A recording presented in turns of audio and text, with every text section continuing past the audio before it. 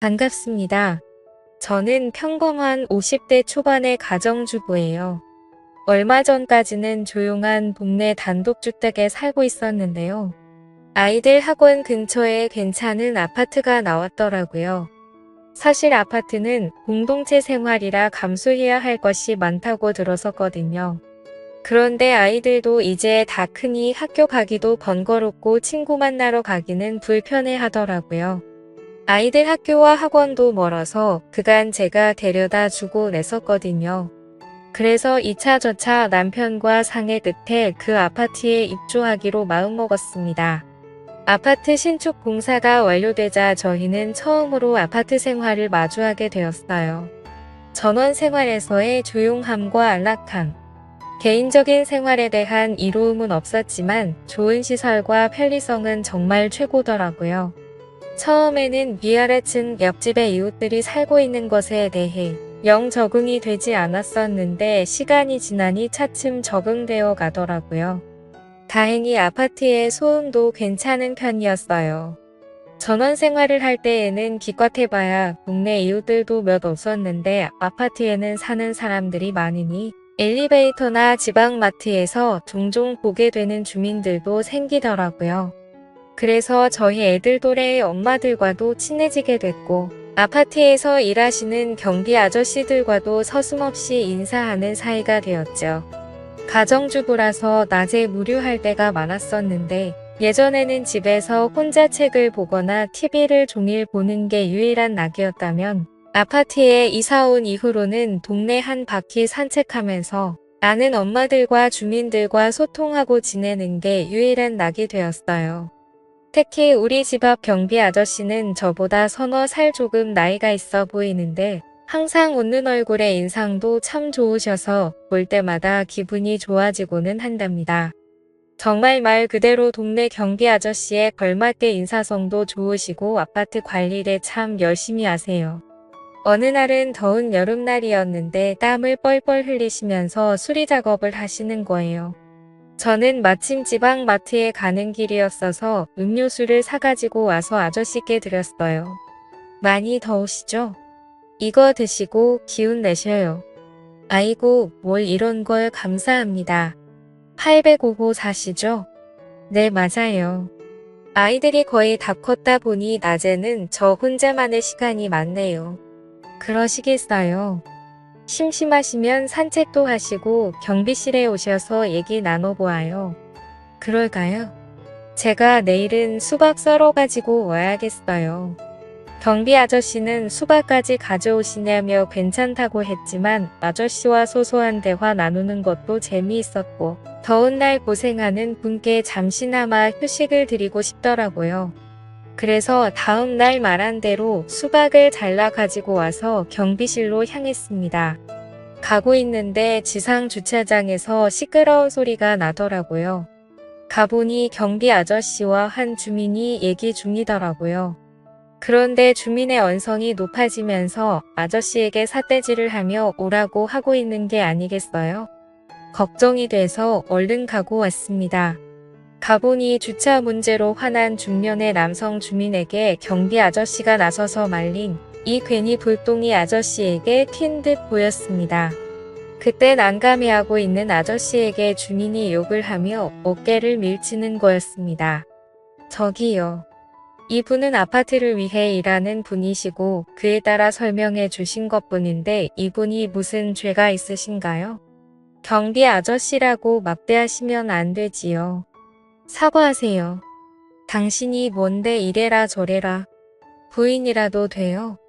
저도 아파트 주민이고 운전하는 사람이에요. 화가 나도 이건 아닌 것 같네요. 사과하시죠. 잠시 후 그 주민은 머쓱한 표정을 지으며 경비 아저씨께 사과를 하더군요. 흥분을 가라앉힌 주민은 본인이 예민했다면서 죄송하다 말하고 자리를 뜨더군요. 저는 수박을 들고 아저씨와 함께 경비실로 갔습니다. 아이고, 직원 한 명이 외근 나간 바람에 혼자 있어서 일이 더 커졌었네요. 별일 아니에요. 이 일 하다 보면 이런 일 수두룩 한답니다. 아무튼 고맙습니다. 갑질도 아니고 저런 식은 지나칠 수 없었네요. 기죽지 마시고 힘내세요. 아저씨. 평소 늘 웃는 표정의 아저씨였었는데 그날은 회의감이 되셨는지 속상한 기색이 엿보였습니다. 아저씨와 수박을 먹고 있는데 그때 아저씨에게 전화 한 통이 걸려왔어요. 딸이 더군요. 딸이 대학생인데 공부를 열심히 잘 안다고 하더라고요. 이번에 장학금도 타왔다고 하더군요. 경비 일을 하시는 아버지 보고 조금만 참으시라며 본인이 졸업하고 취업해서 용돈만이 드릴 거라고 하더라고요. 알고 보니 아저씨는 오래전부터 아내와 사별했고 딸 하나를 홀로 키웠다고 해요. 남자 혼자서 딸을 키웠으니 얼마나 고생이 많았을까요? 생각해보니 딱 하더라고요. 그리고 열심히 살아온 경비 아저씨가 대견해 보이고 응원해주고 싶었어요. 그래서 좋은 말 많이 해줬습니다. 그날 이후로 저희들은 친구처럼 더욱 가까워진 것 같았어요. 낮에 시간 나면 음식을 들고 그곳에 찾아가곤 했습니다.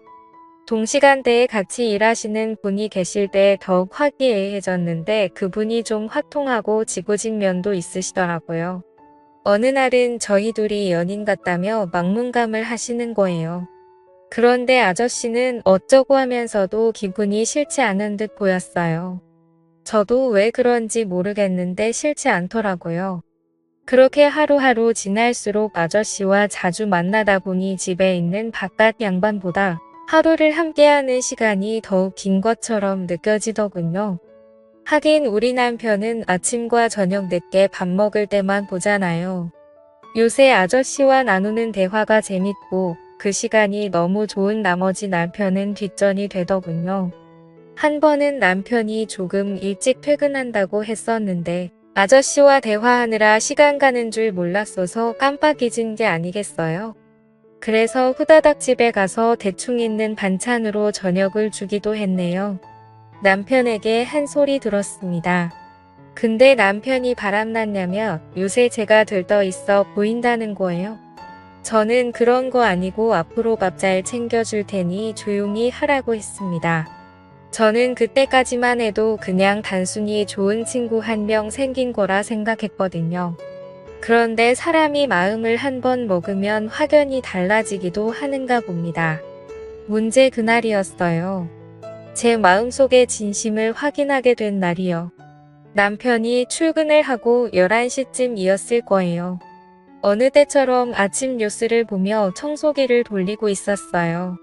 그 전날 청소를 안 해서 그런지 먼지가 유독 쌓였길래 베란다 문뿐만 아니라 현관문까지 살짝 열었었죠. 그런데 그게 화근이었네요. 이상하게 인기척이 들려서 현관 쪽을 바라보았는데 정말 기겁을 했네요. 전단지를 돌리고 있던 어떤 한 남자가 슬금슬금 현관 안으로 들어온 거예요. 그런데 단순히 호기심이었는지 다행히 제가 소리를 지르니 바로 뛰쳐나가더라고요. 새 아파트이고 공동현관 비밀번호도 있는 집인데 누군가 들어올 거라는 건 상상도 못한 일이었어요. 저는 너무 놀라 주저앉았고 잠시 후 경비 아저씨에게 호출을 했어요. 아저씨는 괜찮냐고 하면서 저희 집으로 달려오셨어요.